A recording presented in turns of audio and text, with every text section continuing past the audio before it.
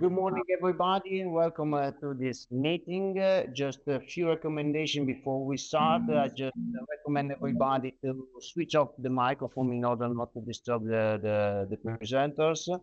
For the presenter to stay on time in order to finish at the scheduled time. And for those of you who want to ask questions or participate actively to the event, there is a section on the Teams with question and answers. So please write those questions in there. So let's start. Welcome again. I'm pleased to welcome you today to this event, which is organized within the framework of the work package 6 of the Adaptation Agora project. I will not spend any words on Adaptation Agora project because in a few times Paola Mercoliano will present the project. Anyway, this work package aims to ensure the effective dissemination and uptake of Agora outputs and results by targeted audience, including entities external to the consortium, which is the case of today, raising awareness and informing the wider public about the project findings and tools. Moreover, this work package works to establish synergies, fostering the collaboration, promote joint action with the other European projects and initiatives addressing climate adaptation and citizen engagement. The events that we are participating today is part of this effort, bringing together 4 EU projects, which are Adaptation Agora, iChange, Climate and NEUROCLIMA, and CLIMAS, to exchange the experience of all these projects and explore how citizens can be effectively involved in climate actions. The session will showcase different approaches to engaging people and communities, from awareness raising and participatory monitoring to co-creation and behavior change initiatives. By sharing this perspective, we aim to identify common challenges, complementary strategies, and new opportunities for cooperation that can be amplified and can have an impact on the community. So let's begin with a short introduction to the Adaptation Agora project, followed by the presentation of the other partners. So please, I will control the time, and I will just recommend again the presenter to stay on time in order to allow the work on in the rooms we have prepared. Another recommendation is that whenever the presenters will finish to present their projects, you are recommended to participate to the room you have written to participate in the when you subscribe, or we will do it for you. So I will let's start with the projects. I will introduce Paola Mercoliano, who is the leader for the Adaptation Agora. So Paola, the floor is yours. We the control setting will be done quietly, and I think either. Paola, we cannot hear you. More, more, more, more, more, more, more, more, more, more, more, more, more, more, more, more, more, more, more, Paola. More, more, more, more, more, more, more, more. I don't see her in the list of the participants, so I think that there might be some problem with our connection. More, more, more, more, more, more, more. Let's wait if Paola can, because Paola is in the, Hi. Good morning. Can you hear me? Yes, Paola. Okay, sorry, Thank I you had some problem. No, sorry, because I had some problem with my PC. Okay. I'm sharing, sorry for the delay. I'm sharing my presentation today, and welcome to this meeting. Very happy to see you here. Okay. Okay. Some few words before to start with the main interesting part. I would like to introduce. Can you see my slide? Era un box con scritto new. Yes. Parte. Ci sarà. Okay. There is some noise. Okay. Okay. Good morning. My name is Paola Mercogliano. I am the project coordinator of this great project Adaptation Agora, and today is my pleasure to explain you in this in the beginning of this meeting the motivation, the goal of Adaptation Agora. Okay. First of all, what we have done in these last 3 years with all the consortium is to try to engage citizens in the climate action. This is the clear goal of this project, replying to a proposal related specifically to the stakeholder engagement. But why is it so important engagement? Because if we are able to involve in the adaptation process a broad audience, this is fundamental for the effectiveness of climate action, especially for adaptation. If we are able to involve in the community a large part of people and stakeholders, including vulnerable people, we will be more strong in the transformation planning and implementation. And this is the reason. For the activity that we have developed in these 3 years. Adaptation Agora started in January 2023 and is replying to a project, to a call of the European Mission on Climate Change Adaptation, with the 3 main pillars of our activity: promote the social transformation using a transdisciplinary tooled approach. And I want to emphasize on this topic that in Agora, in Adaptation Agora, there are many different expertise working together. Climate science, for example, CIMA and the CMCC specifically are work on climate modeling and are scientists in the hard science of climate science. And we have also experts of engagement, of journalists, experts of communication, and many other expertise. And I think that this is a strong point of Adaptation Agora.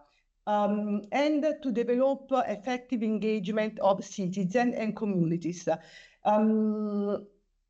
Citizens and communities is something very different. This is what we have learned during Adaptation Agora project, because sometimes, for example, the air conditioning, this is a solution for citizens, while we are searching solution for community, a solution that can really be a response to climate change impact, not for single people, but for a community. This is what we are trying to develop.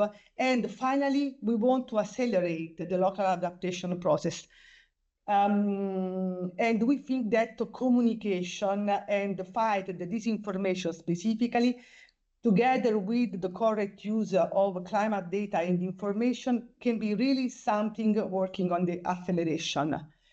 Another relevant point of Adaptation Agora is that of course, we made a lot of activity with in-person meeting in our 4 pilot areas that are located in Germany, in Spain, in Sweden, in Italy. But in order to be sure that what we have developed is really useful for community, we also had a large community on followers.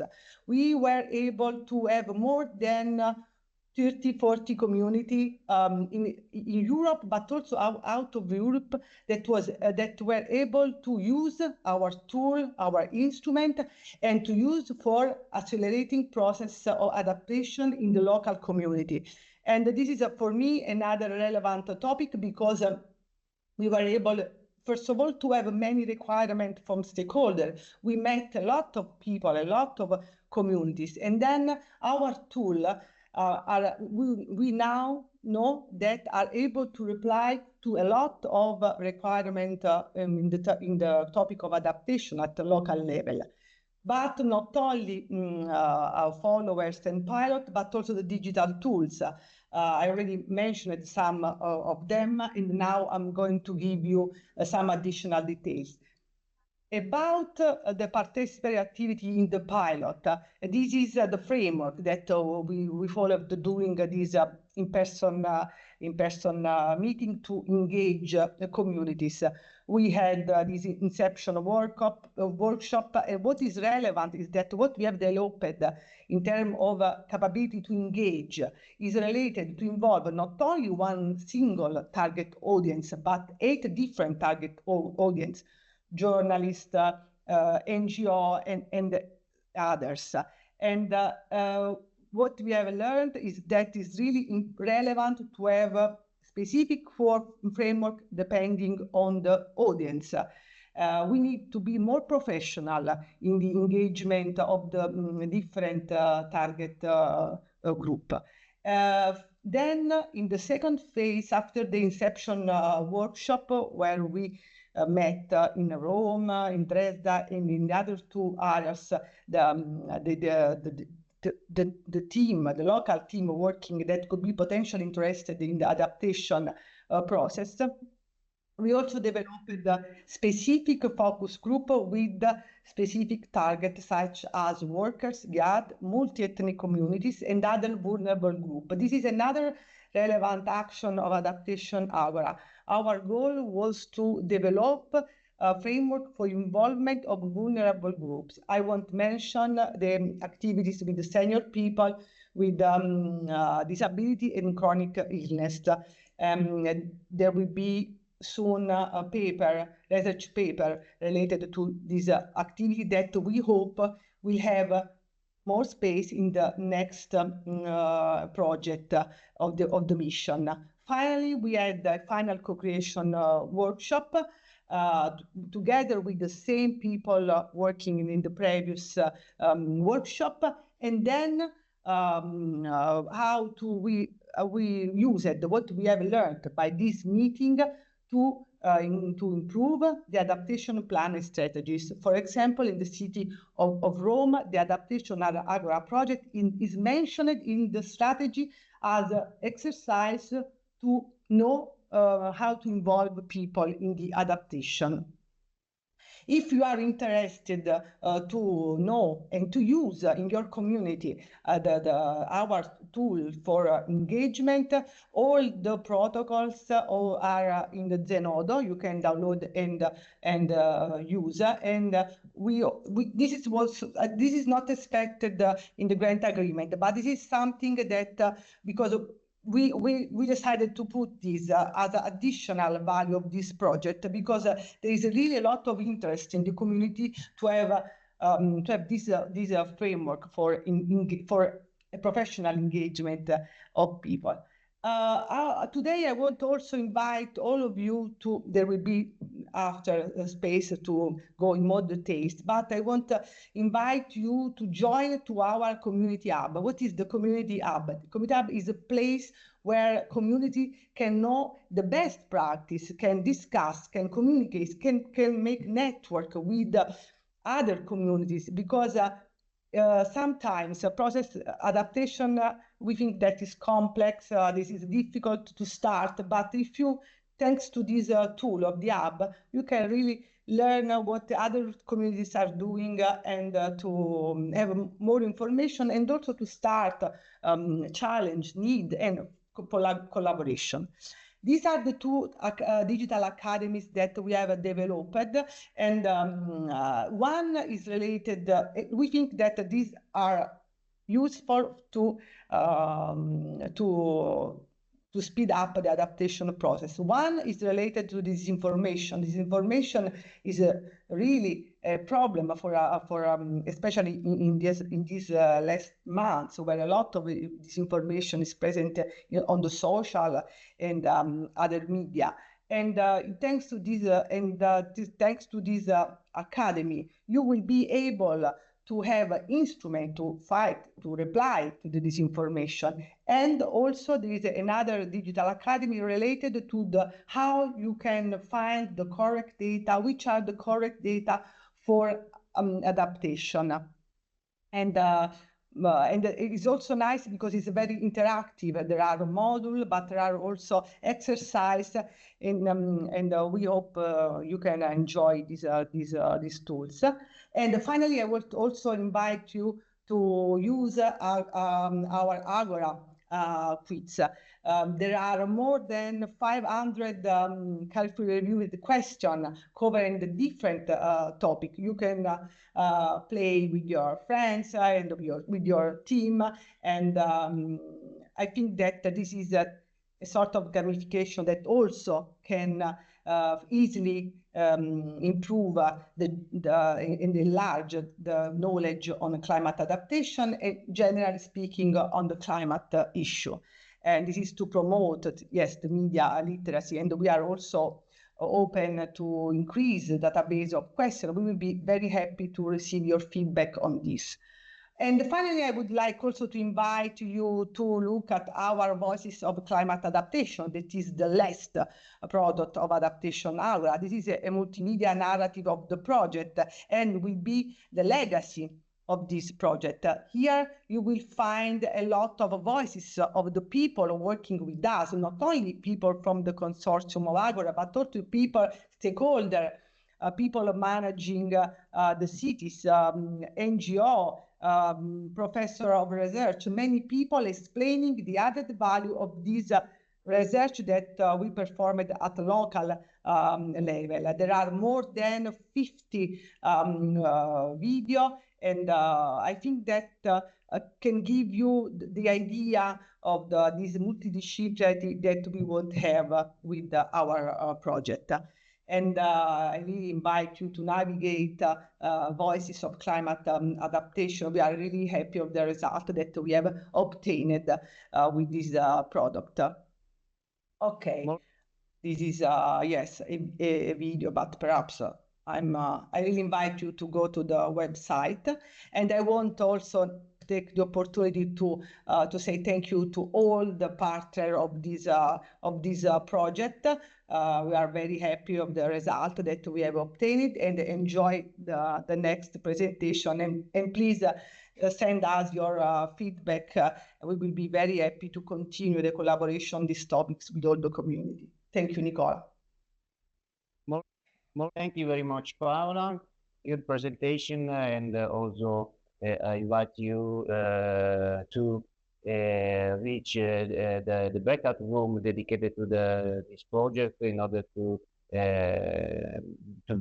go more in depth with these activities. So now is the time for Rebecca Hoeting. Welcome you from another project, CLIMAS. So Rebecca, the floor is yours. Are you there? Yes, I'm here. Good morning, everyone. Thank you, Nicola, and thank you, Paola, for the great presentation. It's very nice to see the two projects results. CLIMAS project is actually the sister project of Agora, and I will shortly share my screen with the presentation I have. Let me check. You should be able to see it full screen now. Not yet. So wait 1 second, I was wrong.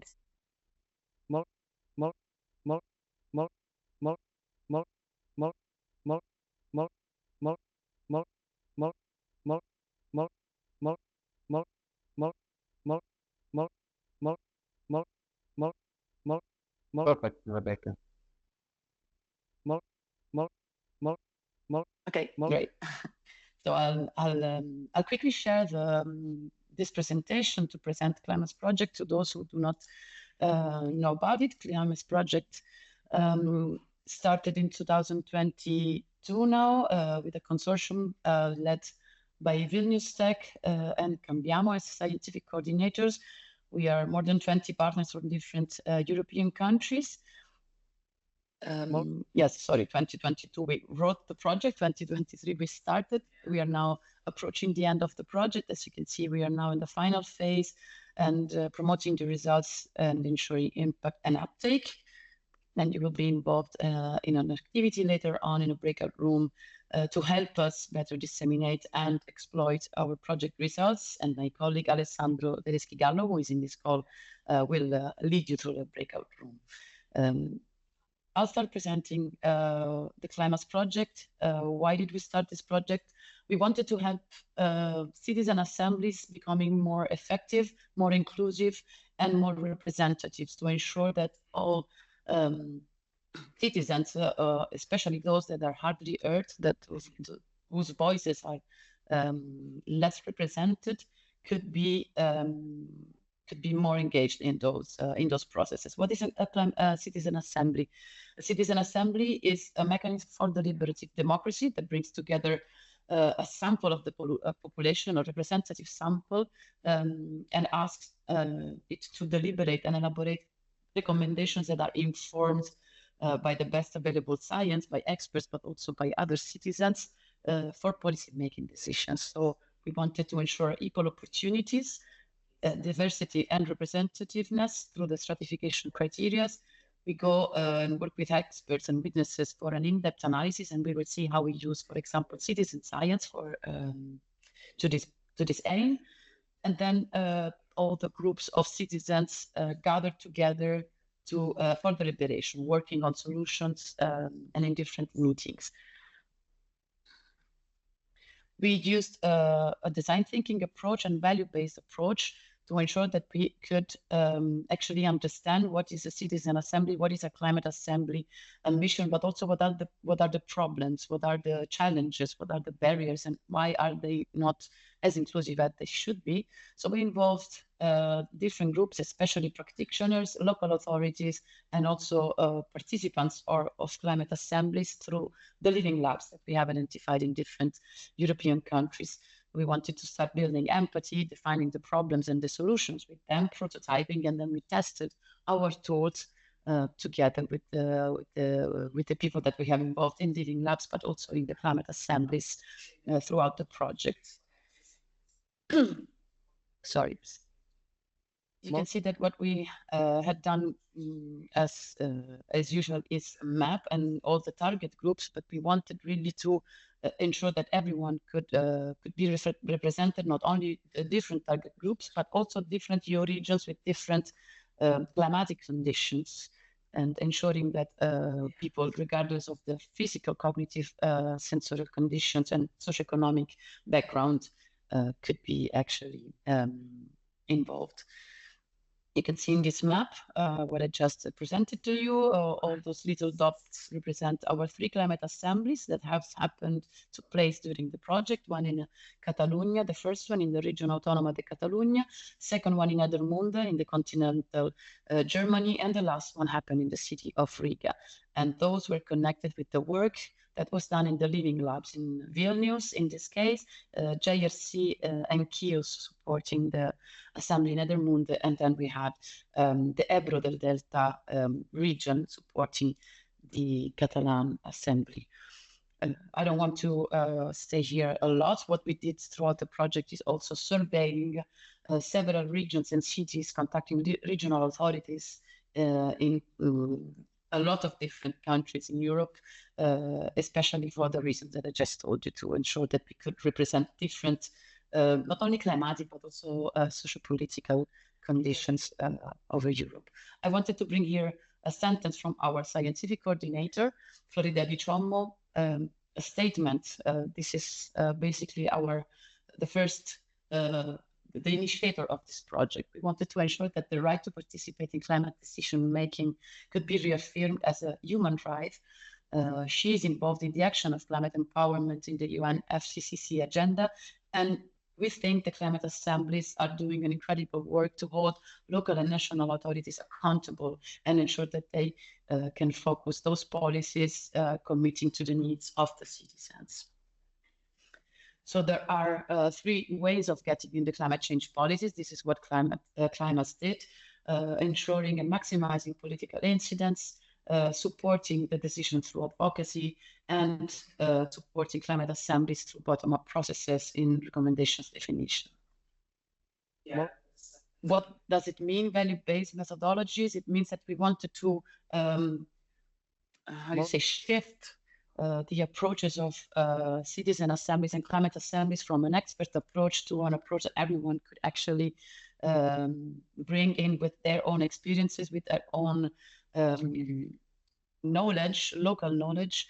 And this what can be done only by asking questions that are more specific to that context, instead of asking questions that are very general, very broad, and which answers are normally informed by expert or by science. We wanted really to ensure that social answers could be given to, local answers could be given to local problems. A quick overview of our climate assemblies. We had a Catalan assembly, the first one. It took place over 6 weekend sessions throughout November 23 and February 24. It was very complex to organize because you had to bring people from all different regions together over 6 weekends. They were recognized their work, they were recognized their time, they were supported with childcare, they were supported with dietary preferences, time for own needs, and expert facilitations to ensure that all groups could be represented and could be involved in the deliberation. And the result was 48 recommendations that went to the Catalan government. The Edermunde Climate Assembly, instead, is a rural community. It happened in September and November 2024. It's a smaller community, so the logistic details were easier, but we tested here our tools, especially we wanted to ensure that we could answer the questions related to the future land use in the municipalities. And the results were 4 principles and 16 recommendations that were taken into consideration by the local government. And last is the Riga assembly. You can find information of these assemblies also on the internet. You just have to look for these results. It happened throughout September and November 2024. It involved 35 participants, sorted in the local community, and they had 4 focus areas to bring biodiversity in the city, ensure that they could reuse rainwaters, taking them to make action on heat islands in the city, and increase access to green territory. So the resulting recommendations were given and included in the Riga City Greening Plan for 2027-2031. Why are we talking about adaptation here? Because what we have built together in CLIMAS is a toolbox. It's a full set of tools that helps practitioners, organizers, local authorities, but also citizens themselves to better understand how a climate assembly is organized. And it also includes guidelines to maximize inclusiveness through expert facilitation, also giving templates, documents, guidelines, digital tools that make the organization and the implementation of a climate assembly easier for those that want to promote it, making also more time to creating more time to really take care about inclusivity aspects. Here, an infographic that we have built that wants to represent the overall set of results that the CLIMAS project has delivered. As of today, you can see that we have some materials that have been developed for a learning phase for those who are not yet informed or completely acquainted about the power and the potential of climate assemblies for adaptation and mitigation. So we have overviews and fact cards, informational materials, and also an explanation of why and how we have adopted and applied a design thinking methodology to develop these tools, so the methodological background. Then we have a whole set of tools that instead is helping, supporting assembly, organizers, and local governments and local institutions in the implementation phase. You can see here, basically, there are some that are more appropriate for pre-assembly and foundation of an assembly. Others are more appropriate for the deliberation phase, so during the assembly, and then there are other tools that are better used during the monitoring and legacy of a climate assembly. But please be aware that all these tools can also be used in different phases because that's a matter of decisions. If you want to set up climate assemblies, you might want to decide the agenda in advance, or you might want to instead define an agenda together with participants already. So there are choices that can be done. So this suggestion that we make here of the implementation path is still a matter of choice of those that want to organize a climate assembly. What do we have here? A full climate assembly portal that is a platform where you can explore other platforms and collect information to better navigate all the climate assembly context and the purposes. Then there are CLIMAS guidelines, our guidelines that provide insights on how to involve citizens and generate views of the future, including... Stay on time. Yes, if I have another minute, I will be on time. I think that just 1 minute. Okay. Yes.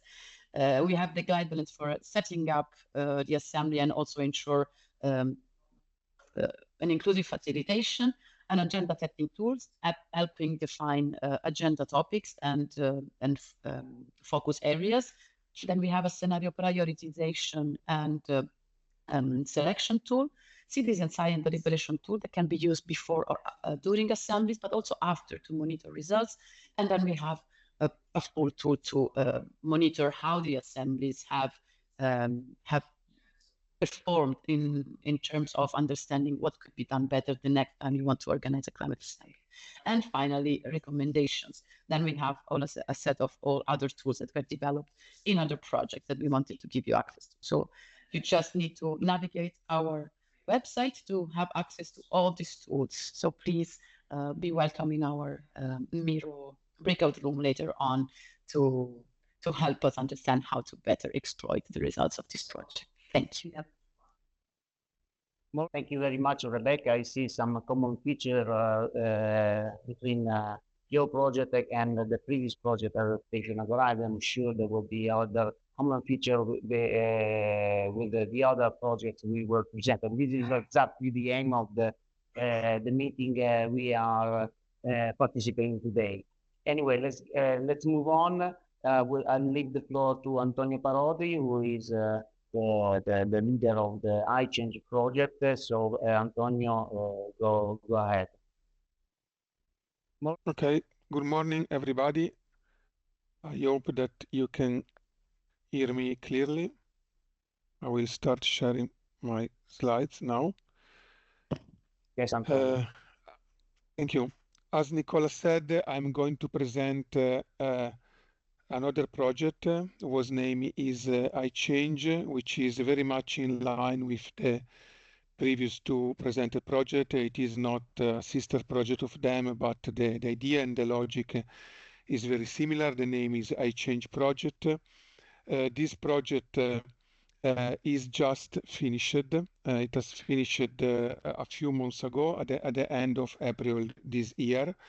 And the change acronym was basically based around the idea that the individual change of habits can help the green European transition. It was a 42 months project coordinated by CIMA Research Foundation with the scientific support of University of Bologna. The project was built around three main objectives. Overall, the idea was to increase the awareness of natural hazards and of the impact of climate change in the EU population in different areas of European continent and beyond through a direct collection of environmental data. This was a very specific target of this project through the use of new and user-friendly tools, and I will do later on in a few seconds a rapid overview of them, paving the way to support adaptation and mitigation through behavioral change. Just a few words about the consortium composition. It was a relatively large consortium involving 16 organizations from different countries, and we were covering not only Europe but also Africa with Burkina Faso and also Israel with Tel Aviv University.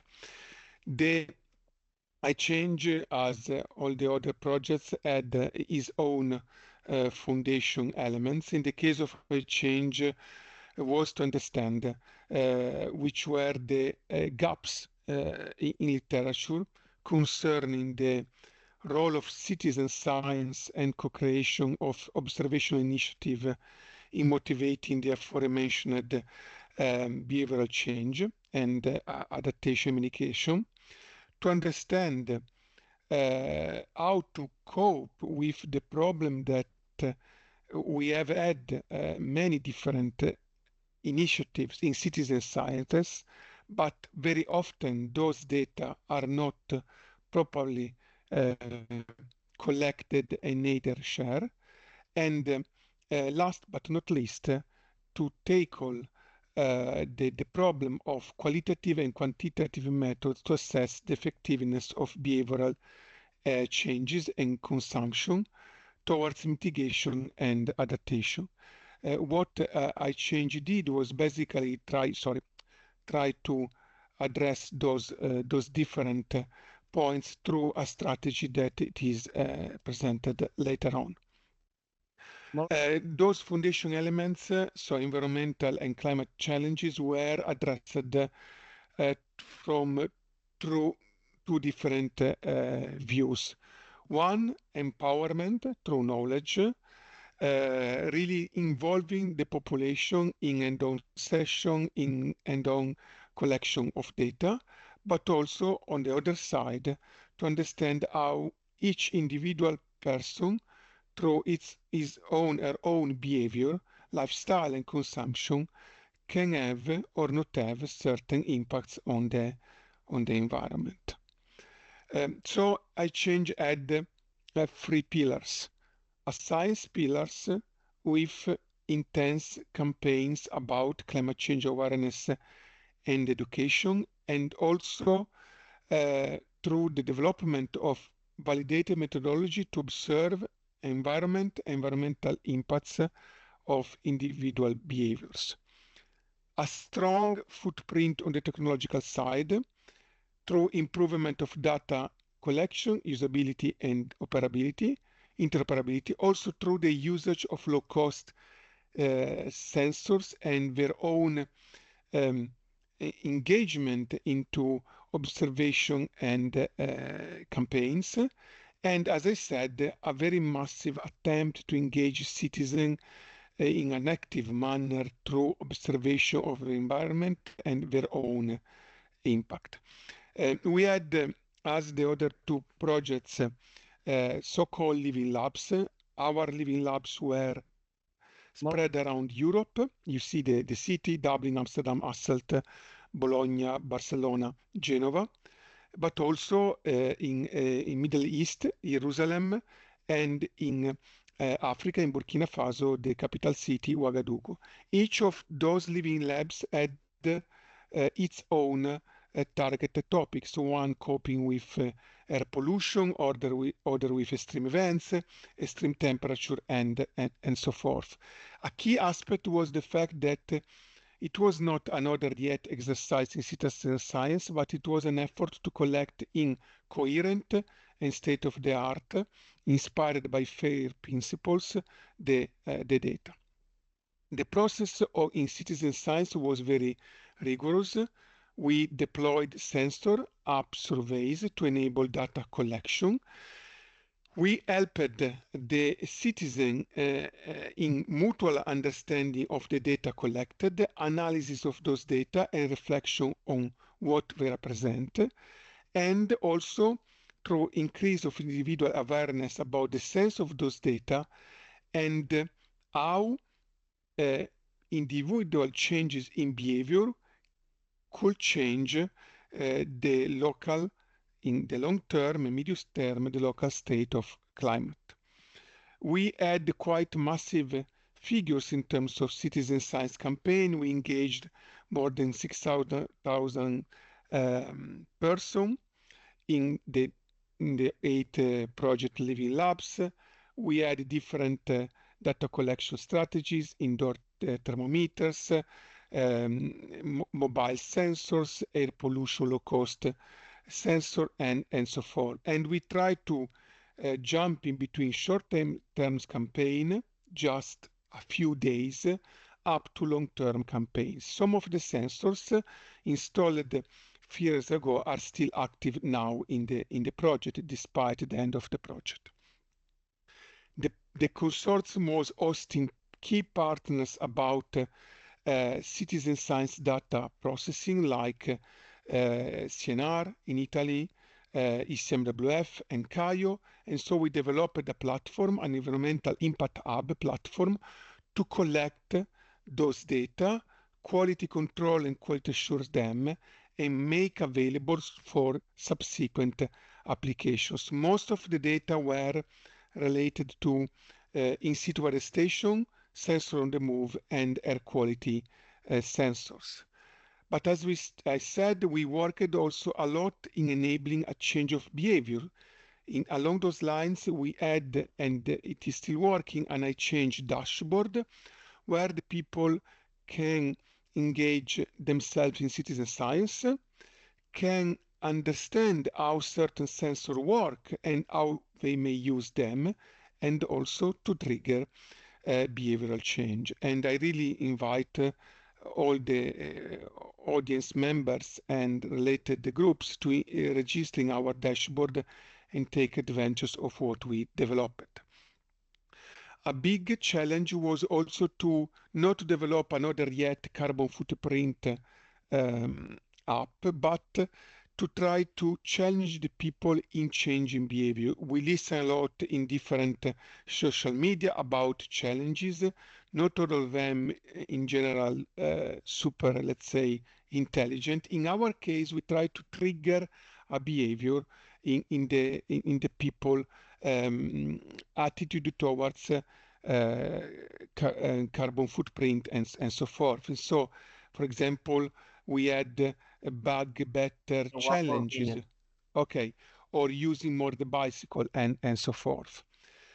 Citizen science campaign were a very important aspect of our project. We had meteor tracker campaign in the different living labs. We had app to monitor the impact of flash flood in certain cities, and we did also citizen science experiments along the 3 years and a half of our project.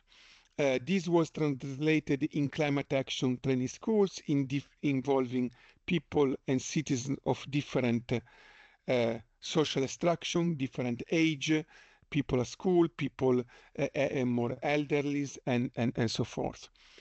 We devoted also a very strong attention to the scientific dimension of the project. We developed and published more than 26 papers. 2 of them are now under review. And we also engaged some sort of artistic dimension in the project, in the sense that we engaged a volunteer photograph group in Italy. We collected more than 1,000 pictures, and at the end of the project, we published it in a book, in a photo book, which is available for download. And if we are interested, we can also deliver hard copies of them for your interest. The policy brief part was also relevant. You see here a summary. And just to summarize in 10 seconds, we have quite some lesson learned. We could improve the granularity of data availability in the living labs. We could assess the impact of our activities to be model from the point of view of societal sciences, and we had quite some citizen science experiments in the different living labs. The challenge was to keep high the attention of the citizens and stakeholders in our living labs, and to cope with a diversity in geographical, cultural, context, and scientific background. Thank you for your attention and for the invitation. Thank you very much, Antonio, and congratulations for the achievement you reached at the end of this project. So now let's move on with the last project. We have Iason Tamiakis from the Climate and NEUROCLIMA project. So Iason, the floor is yours. Yes, hi Nicola. Hopefully you can hear me, but unfortunately it seems that I cannot turn on my camera. Unfortunately, I had some issue with the Teams application. Can you see my screen at least? Yes, we can see. Great, thank you very much. So, hi everyone, good morning, and thanks for the invitation to this great event and the very informative presentations given by the rest of the partners in other projects. So, my name is Iason Tarniakis. I'm working with TERO-PC, which is a research-based company in Greece, and we're currently coordinating the ProClimate project, which ProClimate stands for Proactive Community Adaptation to Climate Change through Social Transformation and Behavioral Change. ProClimate is a project that started in January 2024. It is a 4 million project funded under the topic of behavioral change and governance for systemic transformation towards climate resilience. It is one out of the 2 projects funded within this topic.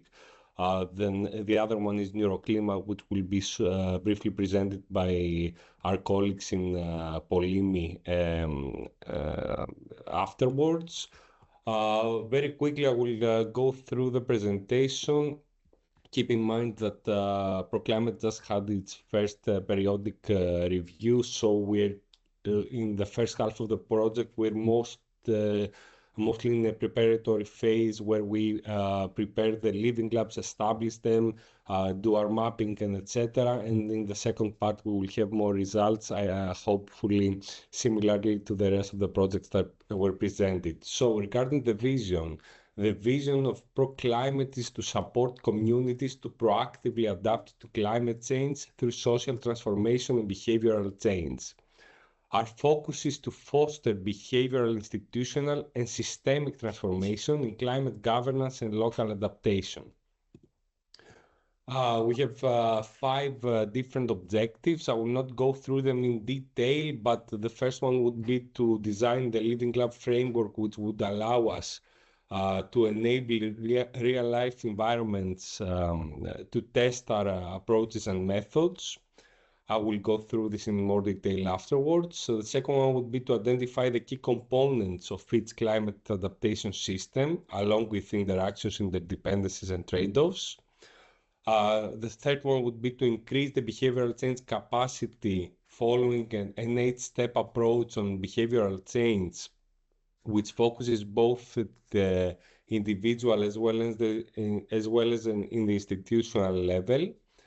The fourth one would be to develop a multi-agent computer model, which would allow us to model the key dimensions of the socio-ecological systems based both on data as well as the knowledge generated within the project. This is a work in progress that ideally by the end of the project will be a decision support tool that will show interactions between different stakeholder groups and will allow policymakers to model in their cases how these interactions in specific issues work. This is something very interesting that it's worth discussing a bit about afterwards. And finally, we will develop some policy recommendations, both at the local, regional level, tailor-made to our living labs, but also to the European level, so other regions can also make use of this in a more broad level. Regarding the methodological approach, ProClimate adopts an approach guided by the concept of systems thinking. Communities are complex systems, interconnected and influenced by factors such as socioeconomic and environmental. So we need to understand their dynamics and then develop strategies and interventions that will eventually allow us to promote social transformation and behavioral change. We have identified several target groups. These are grouped in a higher level. For instance, this would be the policymakers and funding organizations, NGOs and other local groups and local communities. Of course, the researchers and innovators, SMEs and the industry, the general public, which is also very crucial to the implementation of our project and the successful implementation of our approach and methods proposed. And of course, other business support organizations such as chambers and clusters. We had set some expected outcomes. The first one would be the Living Lab framework. The second one would be the key drivers and barriers of social transformation and behavioral change at the community level, though. Then we have the behavioral change process manual. There is already a behavioral change process set up, as already mentioned before, the 8-step approach, but we're also testing this further and trying to improve this further after the testing and validation across our 6 living lab cases. As already mentioned before about the multi-agent computer model, this is we aim for this to be a web-based policy sandbox tool. And finally, the evidence-based policy recommendations resulting both from the case studies, meaning the living labs, but also which will also be further adopted by other European communities. Now, within the project, we have established 6 living labs. Now, following the 18 months of the project, we have established them. We have also created some action plans for and operational plans for them. These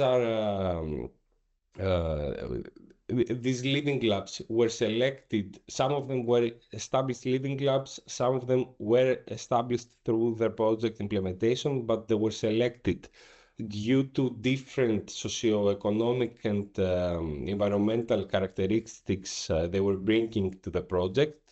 Also including geographical diversity, but also they were facing different challenges in relation to the climate change adaptation. So we have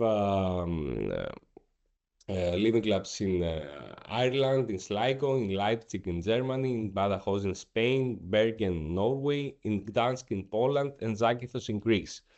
As you can see, these are quite dispersed in terms of geographical variations, so they also face different challenges. For instance, Sligo faces mostly coastal erosion and sea level rise challenges. Leipzig was facing most of an operational nature and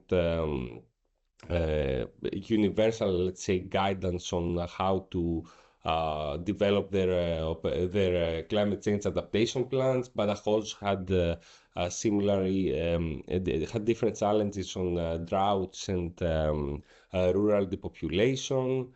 Bergen is a known case on its own, having different challenges such as the climate change skepticism. Gdansk was facing extreme floods and extreme rainfall in general, whereas Zakynthos in Greece, it's a highly touristic destination which was facing tourism-related challenges. Now, the partnership is consisted of 10 partners. I will not go through this in detail. I can happily share the presentation afterwards. Here we have the partners along with a more specific description of their participation within the project. In any case, in general, and to summarize what was presented, ProClimate establishes the 6 living labs, develops the pilot operational plans, and also tries to bring them into implementation while bringing together local and regional stakeholders, which will this works as a basis for the project to initiate the co-creation model towards behavioral change and good governance. This is an iterative engagement cycle in which we need to build awareness, to increase collaboration, to experiment, adapt what we tested and seem to work. Yeah, so you are running out of time. Okay. And the policy integration. Then we have the behavioral change monitored, which will allow us to also suggest and come up with concrete policy recommendations. And the outcome is to go from adaptation as obligation to adaptation as shared opportunity. I have already gone through this in general, but a key insight is that behavioral and institutional transformation must evolve together. The Living Labs provide the environment where trust, participation, and learning converge to make adaptation socially embedded and enduring. This was basically the pro-climate presentation. To be honest, we were hoping for a couple of minutes for the NEUROCLIMA presentation. If this is not possible, those that will be participating in sorry, there's some kind of noise. Those that will be participating in our co-design session can learn more about that there if they want to. Okay, thank you, Jason. In principle, there will be Beatrice Gobbo speaking for NEUROCLIMA, but I think that we are running out of time, so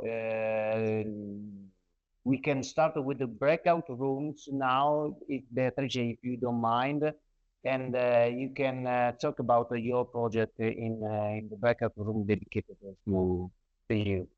So I will invite you, all of you, to reach the rooms, the room that you selected. In each of the room, you will find the moderator from CLIMA. They are visible on the screen. You are in good hands, and the presenters that will guide you through all of this.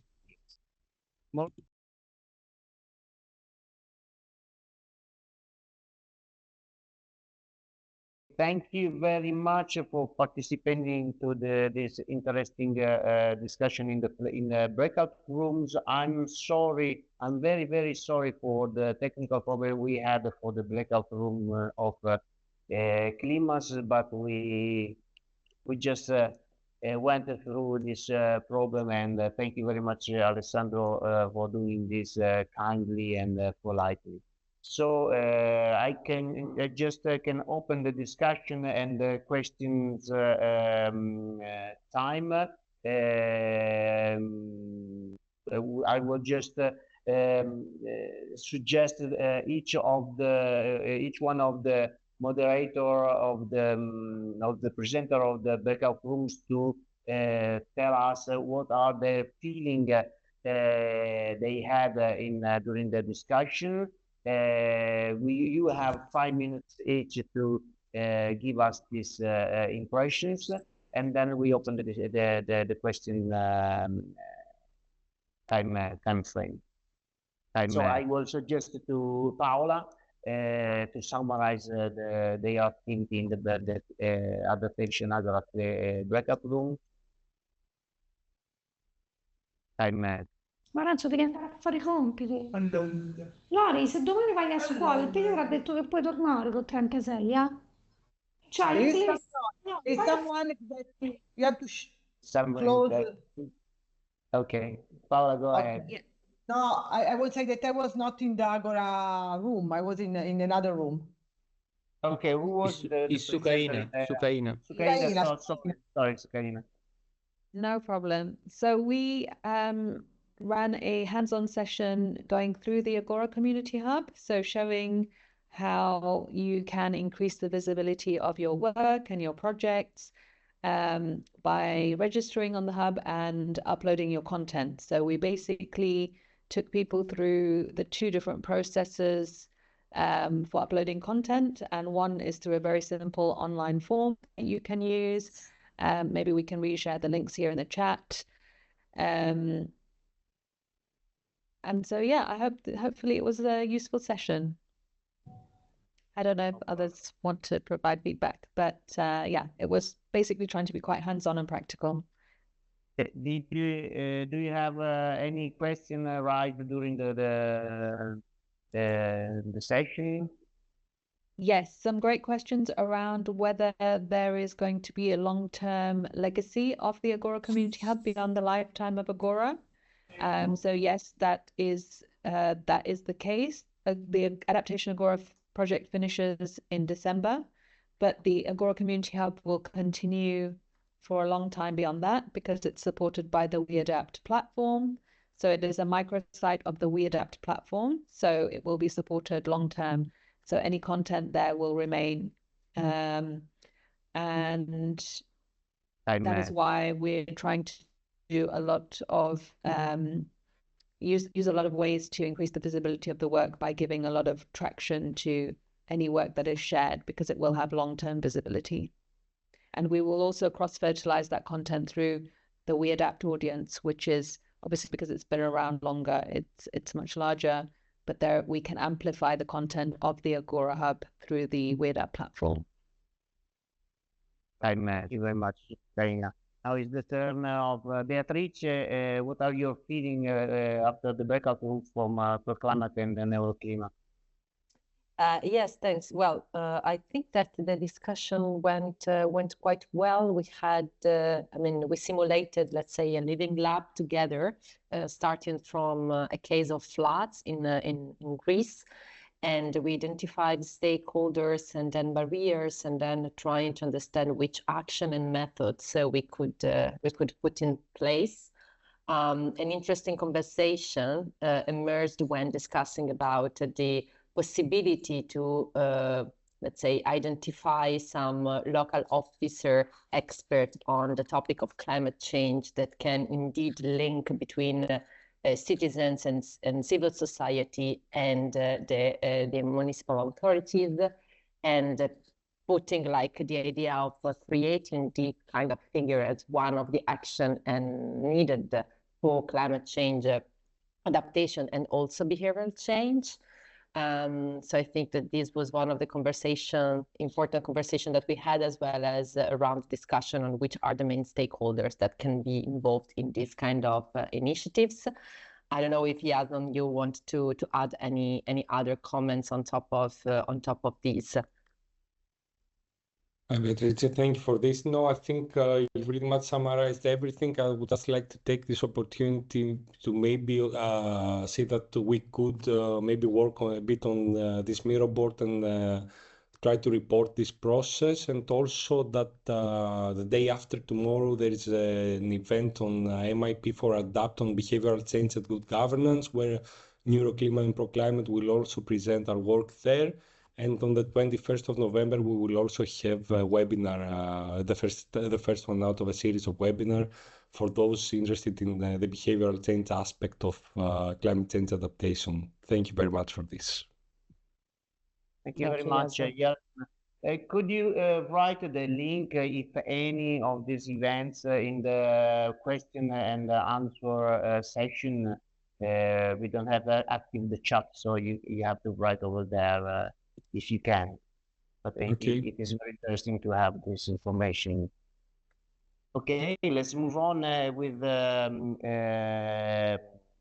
Milika. Milika, what were your feeling after the breakout room? Thank you very much for having us here today, because it showed me how it can be beneficial and at the same time challenging playing or trying to go through the game in half an hour. And I would like to maybe ask for everyone who have time to maybe download the materials, to try to print them and to try for themselves to try to play the game, and we will support you if you have any questions.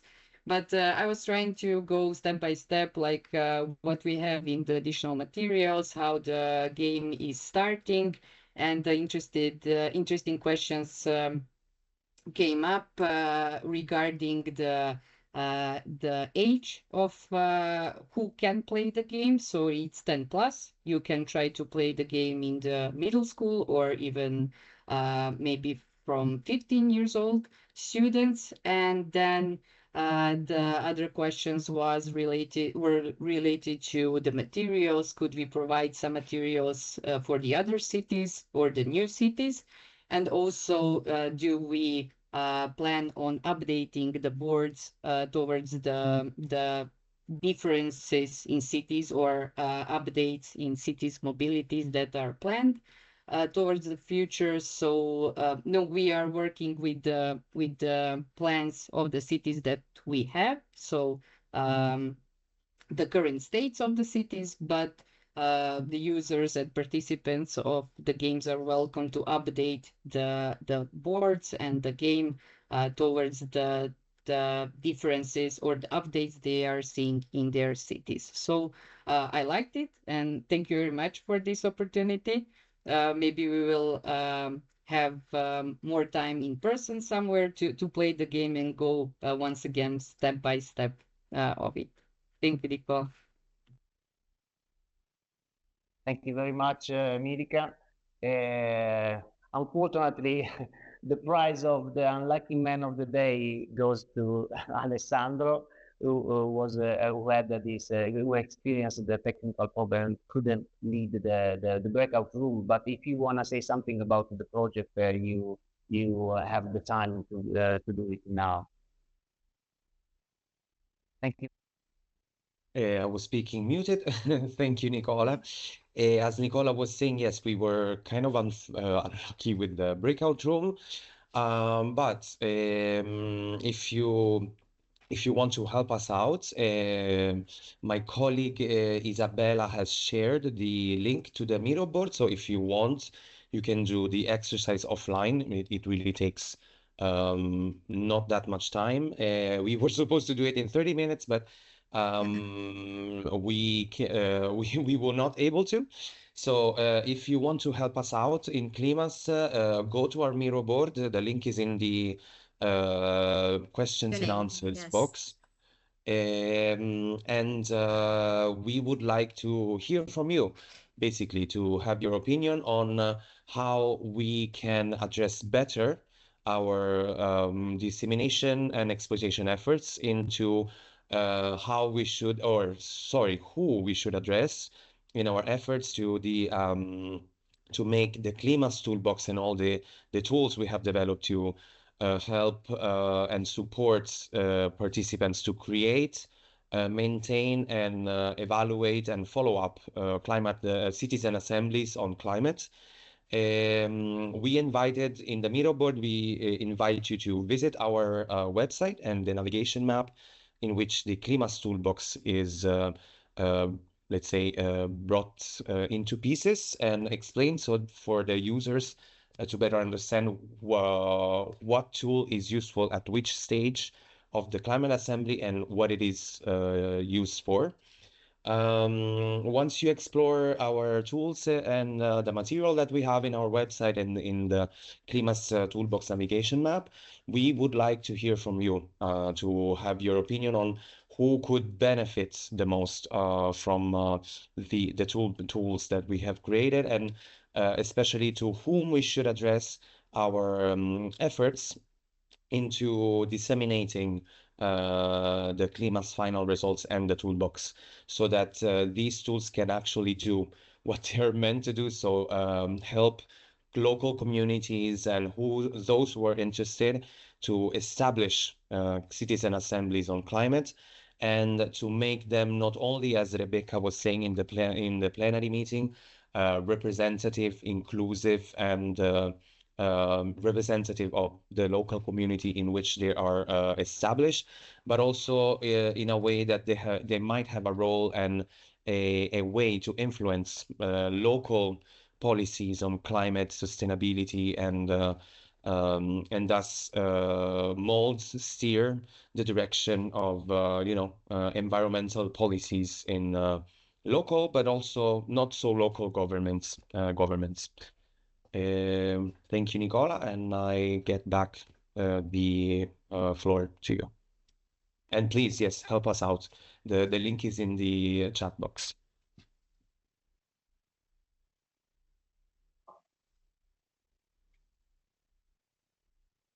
Okay, thank you very much, Alessandro. So I think that despite the diversity of the approaches of this all these valuable projects, a few common messages clearly emerged, and that they are basically three, that our citizens are not just beneficiaries but active agents of the change. Collaboration among the multiple projects multiplies the impact of the change, and communication accessibility matters. So let's move to questions. I don't know if from the audience there are questions to arise to the presenters or to anybody. Please feel free to do it. Okay. There is a question from Tova.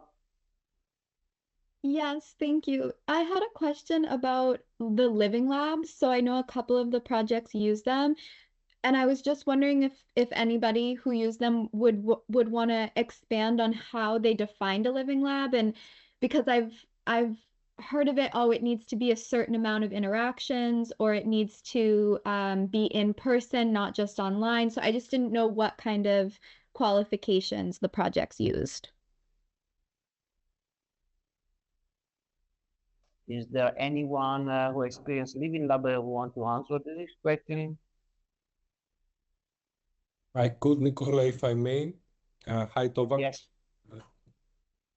So basically, there are different manuals and documents that define the living labs in the context of ProClimate. Following the stakeholder identification and mapping, we have created a local ecosystem of stakeholders, each one having a specific role. And we're having constant both physical and online meetings / workshops. And this is a moving process that by bringing the stakeholders all together, having a shared vision for their own local living lab, having a roadmap and an operational plan that they will follow. We also prepare communication material for them to have like a logo and etc. And start forming an informal organization, and hopefully by the end of the project we will keep engaging them. We will also keep bringing new key stakeholders together while maintaining the already broad ones. And eventually, in the end, we're planning to having a shared vision and having defined different activities to have them find a way to sustain this living lab beyond the project's lifetime. So eventually we will try to aim to apply for further funding across different programs. So the vision and activities foreseen by the Living Lab can also be, we could also find the resources to be implemented beyond the project's lifetime. But this would be the general idea and approach we utilize the Living Labs in the ProClimate project. There is thank you very much, Jason. There are some other who want to add something to the Jason comments on the living labs definition. Of course, a living lab, the definition of a living lab can be different from a project to the other. It depends on who are the stakeholders they want to engage. So the rules are up to the definition of the living labs in each of the project. Any other question from the audience, from the climate ambassadors, for example?